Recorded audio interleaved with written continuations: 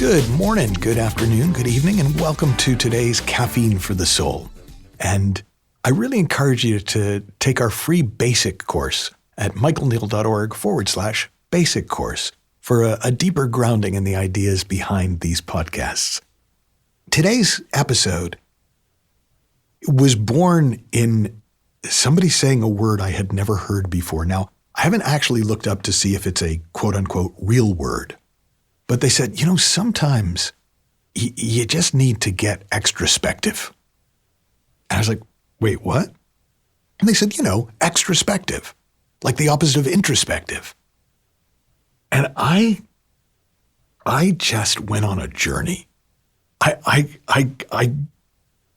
kind of knew what they meant in the sense that I've had the experience of being so present to my environment that I'm not really paying much attention to what's going on. When I teach, I'm very extrospective. My mind is not on my own thinking. Primarily, at least 95% of my attention is on what's going on in the room around me. And teaching is one of my favorite things. When I'm playing golf and I'm not in my head telling myself everything I'm doing wrong, I get extrospective. I kind of fall in love with the golf course. One of the reasons I love walking my dogs is I'm often extrospective on the dog walks. I'm not in my head trying to work out what's wrong with me and how to fix it, what's wrong with the world and how to fix it. I'm just enjoying the trees and the moonlight and the dogs and the whole experience. And one of the reasons that I kind of knew that it was a powerful distinction for me is I could not, for about 2 days, remember the word. I kept thinking, oh yeah, what is it that guy said? I need to get more extracurricular, extroverted, and eventually I'd find it again. Extrospective. Having your attention on the external instead of the internal. Now, you may be a fairly extrospective person, but I know me and many of the people in the work that I do and who are drawn to the work that I do are introspective. They might be extroverts, they might be very social, but left to their own devices, a lot of their downtime is spent in their own head. And there's only a certain amount of introspection that's actually helpful.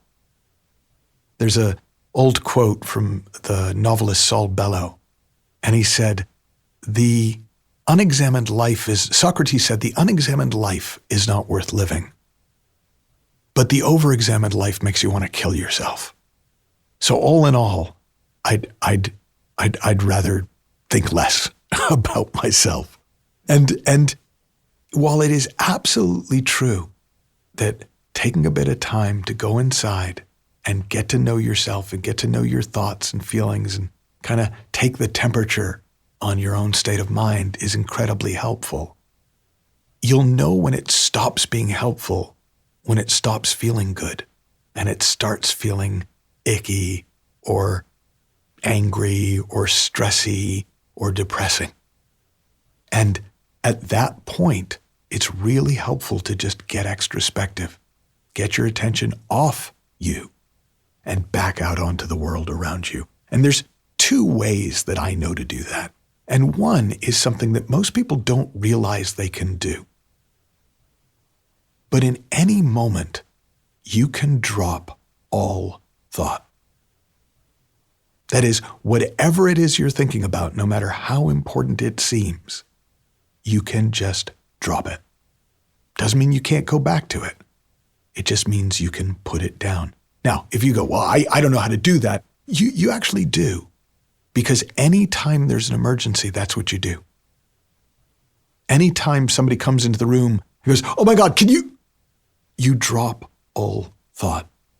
Anytime you're doing something and you suddenly notice there's a problem, there's a real and present danger, you drop all thought. And you can do that on purpose. And when you do, you will find yourself getting extrospective. Now, the other way that you can do it is to deliberately focus your senses on what's around you. So you can look around, see what you see. You can stop and listen and hear what you hear. You can notice the sensation in your body. You can notice any smells or tastes. And if you cycle through that a few times, you'll get extrospective.